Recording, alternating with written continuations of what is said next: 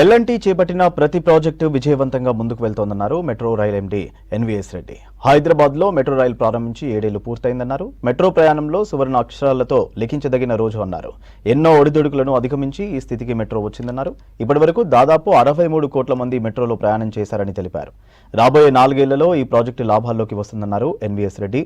Hyderabad metro చాలా eco friendly system అన్నారు LNT CEO KVB Reddy. చాలా దేశాలు మనకంటే వెనకబడిన దేశాలే ఆల్రెడీ మోర్ దెన్ 50% 60% అర్బనైజేషన్ అనమాట. ఆఫ్రికా దేశాలు కూడా 50% 60% అర్బనైజేషన్. ఇప్పుడే ఇంత జనాభా ఉంది మన నగరాల్లో, భారతీయ నగరాల్లో. ఒక విధంగా it's an opportunity, but it's also a challenge. We're sitting on a powder keg. Okay, చాలా కష్టమైన పరిస్థితిలో ఉన్నాము.